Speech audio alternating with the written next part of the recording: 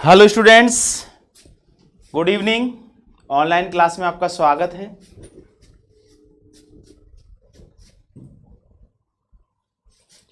देखिए, हम chapter number 3 पढ़ रहे हैं जिसका नाम है वनस्पति जगत।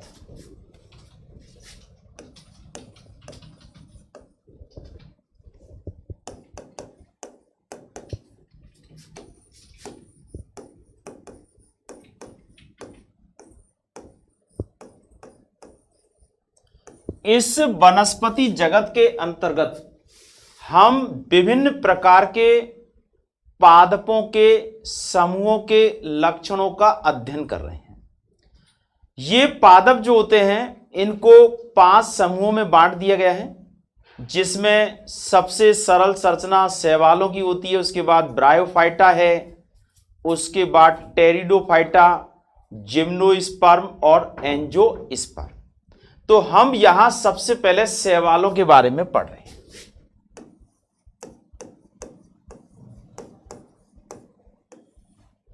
ये जो शैवाल है इनको एल्गी का भी कहा जाता है। ये जलीय आवास में रहने वाले सरल संरचना वाले पादप होते हैं जो कि नमी युक्त स्थानों पर, चट्टानों पर, मिट्टी पर, गीली मिट्टी पर मुख्य रूप से तेजी से वृद्धि करते हैं। इनमें क्लोरोफिल ए की उपस्थिति होने के कारण ये प्रकाश संश्लेषण क्रिया करने में सक्षम होते हैं, अर्थात ये स्वपोषी होते हैं। अब इन शैवालों में भी विविधता पाई जाती है, अर्थात इन शैवालों के अंदर विभिन्न प्रकार के वर्णकों की उपस्थिति, इनके शरीर की संरचना जिसे हम कह सकते हैं थैलस की संरचना, और आवास के आधार पर इन शैवालों को 3 श्रेणियों में या कह सकते हैं 3 वर्गों में बांटा गया है। एक तो होते हैं क्लोरोफाइसी,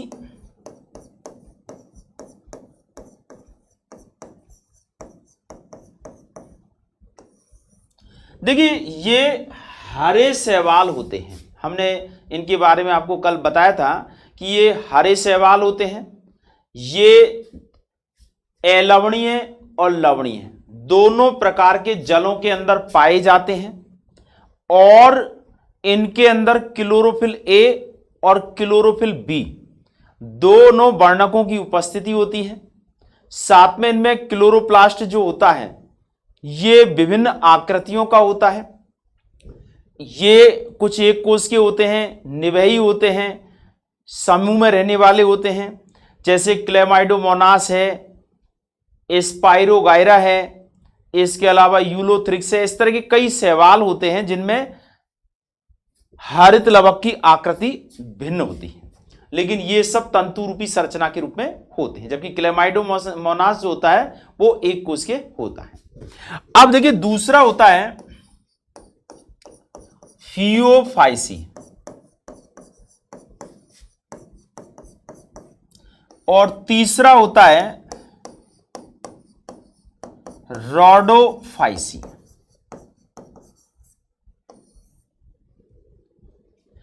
तो यहां आपको सबसे पहले तो ये याद होना चाहिए कि ये जो शैवाल होते हैं ये 3 प्रकार के होते हैं।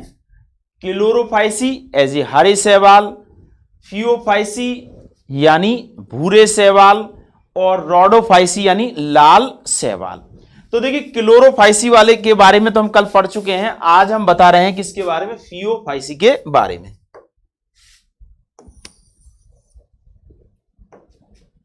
फियोफाइसी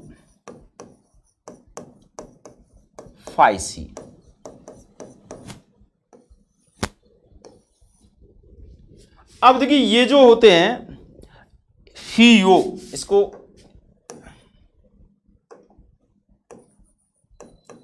फियोफाइसी, इसको ये जो समूह है इसे हम कह सकते हैं भूरे शैवाल।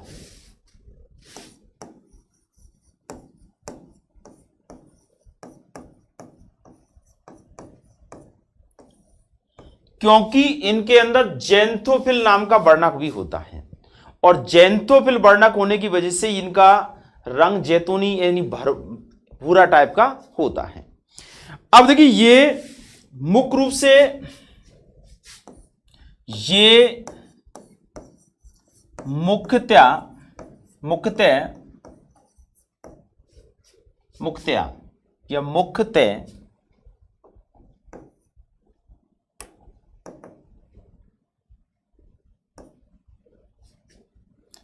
समुद्री जल में पाए जाते हैं,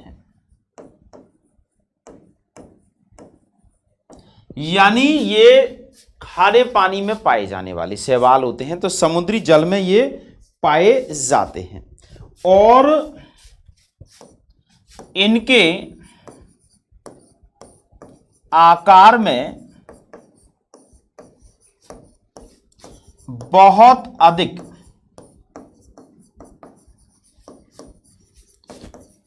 विविधता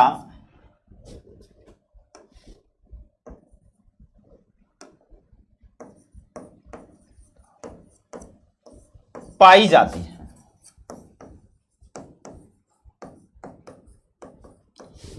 विविधता पाई जाती है इसका मतलब ये क्या होते हैं कि इनके अंदर कुछ ऐसे शैवाल भी होते थे कि ये सरल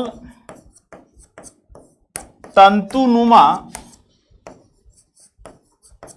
संरचना से लेकर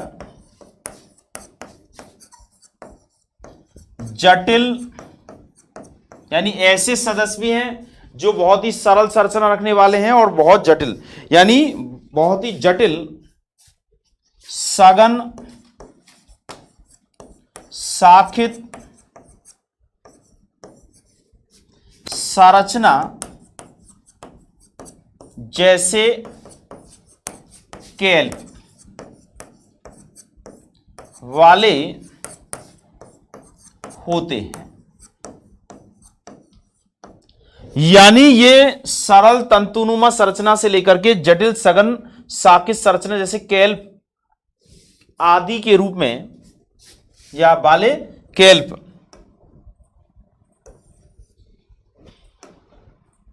आदि के रूप में होते हैं। ये जो केल्प नाम का जो शैवाल है ये बहुत ही विशाल होता है, यानी इसकी ऊंचाई जो है लगभग 100 मीटर, इसकी ऊंचाई 100 मीटर तक हो सकती है।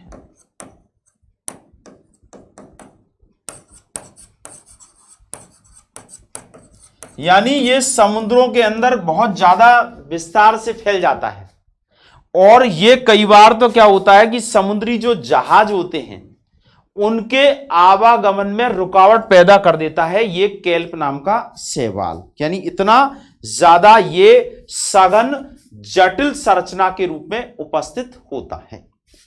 तो यहां हम कह सकते हैं कि ये समुद्री जल में पाए जाते हैं भूरे शैवाल, पहली बात ये याद रखिएगा।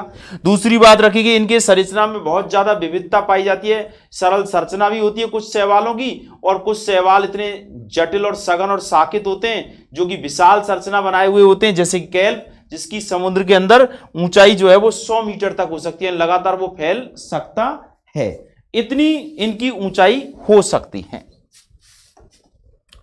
अब आता है कि ये जो शैवाल हैं इनमें वर्णक कौन से पाए जाते हैं, तो इनमें क्लोरोफिल ए, देखिए क्लोरोफिल ए का होना तो आवश्यक होता ही है। क्लोरोफिल ए, सी कैरोटीनॉइड एवं जैंथोफिल वर्णकों की उपस्थिति होती है। यानी क्लोरोफिल ए भी है, क्लोरोफिल बी भी है, इसके अलावा सॉरी क्लोरोफिल सी है, बी नहीं है इसमें, कैरोटीनॉइड है एवं ज़ैंथोफिल वर्णकों की उपस्थिति होती है। और इनका जो रंग है वो जैतूनी हरा होता है, ऐसे एक प्रकार से हल्का भूरापन लिए हुए होता है। और वो इस बात पर डिपेंड करता है कि इनमें ये ज़ैंथोफिल वर्णक जो है इनकी उपस्थिति कितनी है। अगर ज्यादा है तो ज्यादा गहरा हो जाएगा और कम है तो कम हो जाएगा। ठीक है, तो ये इनमें एकदम वर्णकों की उपस्थिति होती है। साथ में देखिए इनमें संचित भोज्य पदार्थ, संचित भोजन कार्बोहाइड्रेट होता है जो, अब ये जो संचित भोजन है वो कार्बोहाइड्रेट होता है जो किसके रूप में होता है, ये लेमिनेरिन,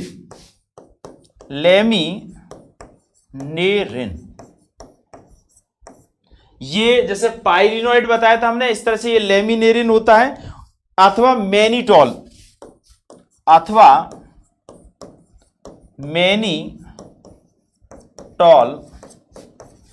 के रूप में होता है। यानी आपसे अगर पूछा जाए क्लोरोफाइसी में क्या होता है, तो क्लोरोफाइसी में क्लोरो ए और बी होता है, यहां क्लोरोफिल ए, सी कैरोटीनॉइड और ज़ैंथोफिल होता है। वहां संचित भोज्य पदार्थ स्टार्च होता है और वो भी किसके रूप में, पाइरिनोइड के रूप में। यहां लेमिनेरिन अथवा किसके रूप में होता है, मैनिटॉल के रूप में ये संचित भोज्य पदार्थ जो है उपस्थित होता है। ठीक है, अब इसके अलावा देखिए इसमें कि कोशिका भित्ति जो है, कायिक कोशिका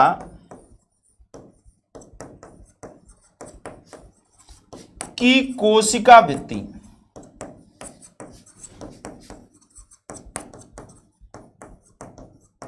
सेलुलोज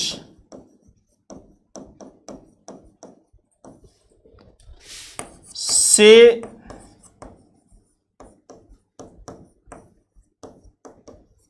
बनी होती है। यानी उस क्लोरोफाइसी में सेलुलोज से बनी हुई है, लेकिन ऊपर जो होता है वो पेक्टिन होता है। यहां पर एक बाहर की तरफ एल्जिन का जिलेटिनी स्तर हो जाए, जिस पर एल्जिन का जिलेटिन स्तर होता है। यानी इसमें एल्जिन स्तर पाया जाता है किसके ऊपर, बाहर की तरफ, किस पर, सेलुलोज की भित्ति के ऊपर पाया जाता है। तो देखिए यहां पूरे शैवालों की विशेषताएं बता रहे हैं। इनमें क्लोरोफिल ए, सी, कैरोटीनॉइड और ज़ैंथोफिल वर्णकों की उपस्थिति होती है। और ये ज़ैंथोफिल वर्णकों की जितनी ज्यादा मात्रा होगी उसके हिसाब से उसका रंग भी भूरा होगा। संचित भोजन जो है कार्बोहाइड्रेट होता है जो कि लेमिनेरिन अथवा मैनिटॉल के रूप में होता है। और कायिक कोशिका की कोशिका भित्ति सेलुलोज से बनी होती है, जिस पर बाहर की तरफ एल्जिन या का जिलेटिनी स्तर जो है वो पाया जाता है। अब देखिए इसमें इनको नोट कर लें आप।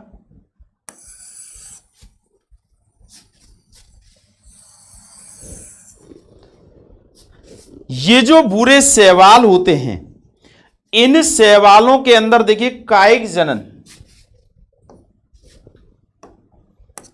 इनमें कायिक जनन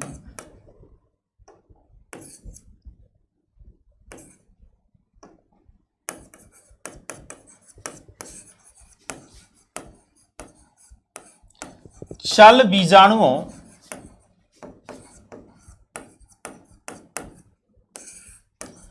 के द्वारा होता है।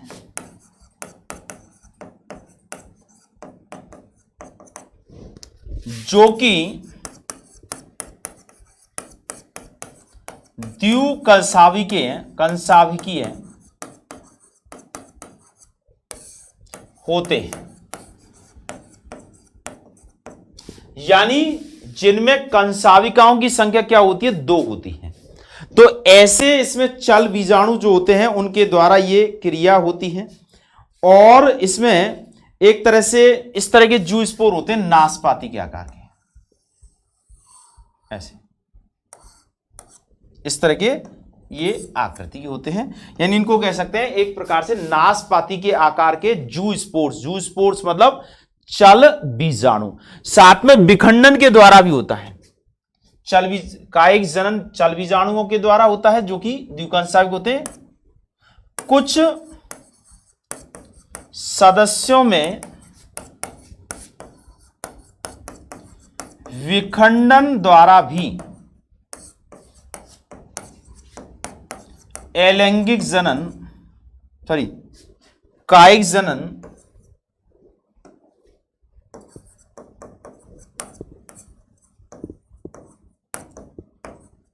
होता है। अब देखिए इसको हम यहां अलैंगिक जनन कर दें, इसको कायिक जनन विखंडन के द्वारा कर दें और अलैंगिक जनन, तीनों प्रकार का जनन होता है, विखंडन भी यानी कायिक जनन भी होता है और अलैंगिक जनन भी होता है। अब देखिए इसमें लैंगिक जनन जो है, लैंगिक जनन तीनों प्रकार से होता है। लैंगिक जनन समयुग्मकी, असमयुग्मकी व विषम युग्मकी प्रकार का होता है। तीनों प्रकार के लैंगिक जनन जो है इसके अंदर पाए जाते हैं।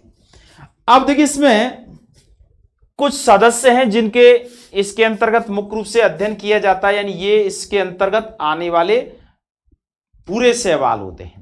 साथ में इनकी एक और विशेष बात होती है कि इसमें दो युग्मक जो बनते हैं, विषम युग्मजी जीव जो होते हैं, उनमें क्या होता है कि जो नर युग्मक होता है वो कंसावकीय होता है, द्विकंसावकीय होता है, और मादा युग्मक जो है वो अंडधानी के रूप में यानी अंडाणु के रूप में होता है, और नर युग्मक गतिशील होता है और मादा युग्मक जो है वो स्थिर अवस्था में होता है। तो यहां हमने भूरे शैवालों की विशेषताओं की बात की। अब आता है उदाहरण कि भूरे शैवाल कौन कौन से हैं। अब देखिए इसमें एक तो होता है एक्टोकार्पस, एक्टोकार्पस नाम नया है, अटपटा लग सकता है, लेकिन 2-3 दफे पढ़ोगे याद हो जाएगा। एक्टोकार्पस क्या है? एक प्रकार का भूरा शैवाल है। एक है लेमिनेरिया,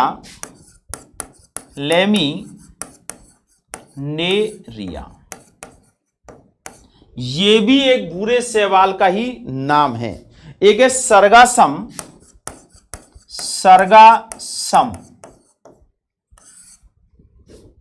भूरा शैवाल है। और एक होता है फ्यूकस। अब देखिए नाम है ये किसके? भूरे शैवालों के नाम है। और एक और है डिक्टियोटा,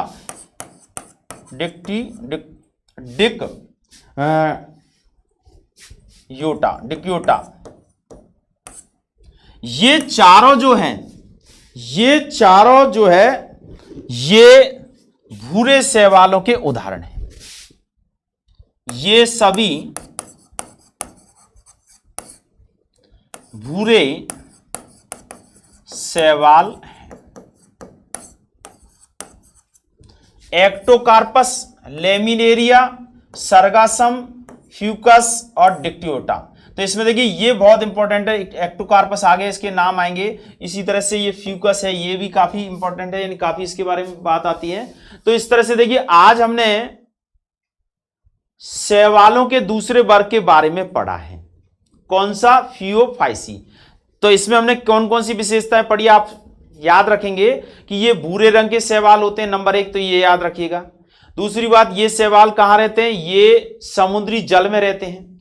नंबर 3, इनकी आकृति संरचना कैसी होती है? तो इनकी कुछ सरल संरचना भी रखते हैं और कुछ विशाल संरचना रखने वाले भी होते हैं। जैसा कि एक उदाहरण है केल्प, जिसके अंदर 100 मीटर तक ऊंचाई हो सकती है। इतना फैला हुआ सघन होता है, समुद्री जल में फैला हुआ रहता है। कई बार समुद्री जहाजों की आवागमन में रुकावट पैदा कर देता है। इनके अंदर जो वर्णक होते हैं वो क्लोरोफिल ए, क्लोरोफिल सी, इसके अलावा कैरोटीनॉइड और ज़ैंथोफिल होता है। इनका जो जैतूनी भूरा रंग जो होता है वो ज़ैंथोफिल नाम के वर्णकों की अधिकता के कारण होता है, यानी जितना ज्यादा होगा उतना ही शेड, यानी शेड का मतलब होता है जैसे ज्यादा गहरा हल्का, वो उसके आधार पर हो जाता है। इनमें जो कार्बन का संचित भोज्य पदार्थ जो है वो कार्बोहाइड्रेट होता है, जो कि एक प्रकार से किसके रूप में होता है, ये होता है लेमिनेरिया के रूप में, ठीक है। और यानी जिसे हम कह सकते हैं मैनिटॉल या जो है ये इसके रूप में इसमें लेमिनेरियन या मैनिटॉल के रूप में उत्सर्जित ये पदार्थ होता है संचित। साथ में इनकी कोश का भित्ति जो होती है वो सेलुलोज की बनी होती है, जिस पर बाहर की तरफ जो है एल्जिन नाम का जिलेटिनी स्तर पाया जाता है। ये जिलेटिनी स्तर के कारण ही इनमें क्या होती है, एक तरह से ज्वलनशीलता का गुण भी पाया जाता है।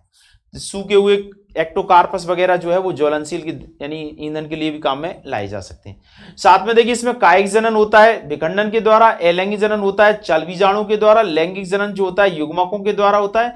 युग्मक में नर युग्मक गतिशील होते हैं, मादा युग्मक स्थिर होते हैं, और इनके ये सदस्यों के नाम हैं।